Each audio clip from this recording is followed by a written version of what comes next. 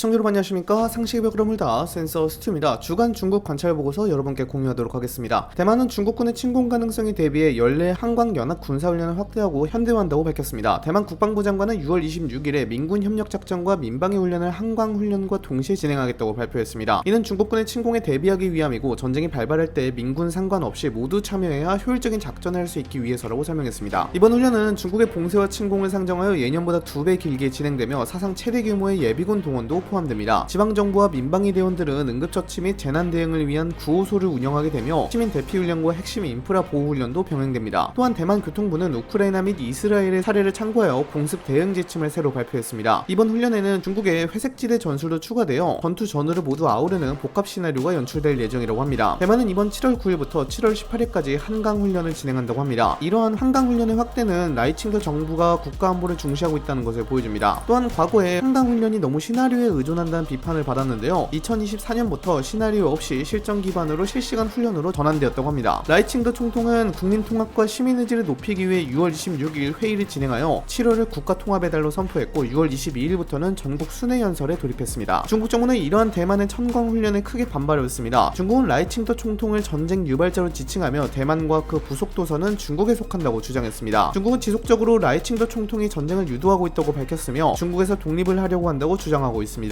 중국은 추후 이를 명분으로 군사훈련이나 무력시위 강도를 높일 가능성이 큽니다. 중국은 대만 내부에서도 혼란을 유발하고자 첩보망을 조직하고 있습니다. 6월 26일 대만 법원은 태역군인 주홍이를 포함한 6명을 중국을 위한 간첩과 내란 조직 혐의로 실형을 선고했습니다. 주홍이는 태역군인 6명을 포섭하여 중국 측에 정보를 넘겼는데요. 이때 중국 통일 작전 지침이라는 문건도 같이 작성했다고 합니다. 이 문건에는 대만의 주요 요인 암살 저격 조직 구성, 정보원 네트워크 구축, 중국군 10만 명의 대만 배치를 지원하는 계획 등이 담겨 있었습니다. 2025년 1월에는 또 다른 태역 장성 가오한거도 유사한 이유로 수감되었으며 이는 중국이 대만 내부 인물을 활용해 무력 침공 시 혼란을 조성하려는 전략임을 보여줍니다. 이는 중국군이 추구하는 심리전과 적 내부 분열 유도 교리와 부합합니다. 2025년 6월 타이중 지방검찰청은 국민당 소속 인사 34명을 민주진보당 의원 소환운동에 서명 조작을 한 혐의로 기소했습니다. 대만 선거관리위원회에서 조사한 결과 두 건의 소환 청원에서 서명의 70% 이상이 조작된 것으로 나타났습니다. 피의자들은 국민당 내부 명단을 이용해 서명을 조작했으며 이는 입법원 의석 분포에 영향을 줄 수 있는 중대한 사건이었습니다. 대만에서는 국회의원 소환 제도가 있는데요. 주민들이 국회의원을 끌어내릴 수 있는 제도가 있습니다. 그런데 국민당이 이것을 교묘히 악용한 것입니다. 타이중뿐만 아니라 타이난, 타이베이, 신베이 지역 등에서도 유사한 소환 청원 조작이 적발되어 다수의 국민당 인사가 기소되었습니다. 7월 26일과 8월 23일에는 국민당 의원 26명에 대한 소환 청원이 예정되어 있으며 최소 12명이 소환될 때 국민당은 과반을 상실하게 됩니다. 중국 해경은 금문도에 이어 남중국해 북부에 있는 대만 시료지배 섬인 둥사제도에서도 순찰을 강화하고 있습니다. 6월 한 달간 CCG-330이 함정은 둥사제도를 4차례 순찰했으며 대부분 24시간 이상 대만 인근 수역에 머물렀습니다. 둥사제도는 군사기지는 있지만 민간인은 없는 무인도입니다. 중국 해경이 이러한 행동을 보이는 것은 향후 봉쇄나 점령을 위한 사전 단계일 수 있다는 미국 전쟁연구소의 분석이 있습니다. 대만 국방부는 2025년 6월 중국군 항공기 356대가 대만 방공식별구역을 침범했다고 발표했습니다. 이는 2024년 5월 라이칭더 총통 취임 이후 월 평균 328.6회에 달하며 과거 2년 평균의 2배 이상입니다. 중국은 이런 방식으로 도발을 늘리는 상황인데요. 대만의 경계태세를 무력화하려는 전략을 구사하고 있습니다. 중국은 AI 기업 딥시크를 군사와 정보 분야에 통합하고 있습니다. 딥시크의 V3 및 R1 모델은 인민해방군, 무장경찰 등에 배치되어 있으며 군사 시뮬레이션과 의사결정 자동화에 활용됩니다. 또한 딥시크는 동남아의 페이퍼 컴퍼니를 통해 미국산 고급 반도체에 접근하려고 시도하고 있으며 미국의 수출 통제를 우회하고 있다는 지적이 나왔습니다. 딥시크는 중국 국유 기업인 차이나 모바일의 백엔드 인프라를 통해 미국 사용자 자료를 수집하고 있으며 질문에 중국 공산당의 공식 노선을 반영한 답변을 제공함으로써 인지전을 전개하고 있다는 분석도 있습니다. 대한민국 해양경찰청에서 밝히길 서해에서 한국의 해양조사선 온누리호의 접근을 막기 위해 중국이 함정 5척을 동원했다고 발표했습니다. 이 구조물은 한중 잠정조치 수역 내에 중국이 불법으로 설치한 것으로 공동어업 외에는 어떠한 활동도 금지된 구역입니다. 중국은 해당 구조물이 양식용이라고 주장하지만 미 싱크탱크 CSIS는 감시 및 군사적 용도의 가능성을 제기했습니다. 또한 서해에 13개의 부표를 집중적으로 설치한 것도 항로 통제 목적일 수 있다고 우려하고 있습니다. 또한 6월 26일에 부산경찰은 중국인 유학생 2명을 미 항공모함 시어도어 루스벨트호와 해군 작전사령부 시설을 불법 촬영한 혐의로 구속했다고 발표했습니다. 이들은 2023년 3월부터 2024년 6월까지 수백 장의 사진과 영상을 촬영했으며 중국 공안 연락처도 갖고 있었습니다. 이들은 한국 형법 제99조로 기소되었으며 이는 중국인을 대상으로 이 조항이 적용된 첫살입니다. 이란 국방부 장관 아지즈 나세르자데는 상하이 협력기구 회의 참석 중 중국 국방부장 정상 중진과 회담을 했습니다. 일부 언론은 이란이 J-10C 전투기와 조기 경보 통제기 구매 협상을 진행 중이라고 보도했습니다. 하지만 중국은 이스라엘, 이란 갈등에 직접 개입을 피하려는 입장으로 실제 무기 판매로 이어질 가능성은 작다는 분석이 나옵니다. 주간 중국 관찰 보고서 여기서 마치도록 하겠습니다. 감사합니다.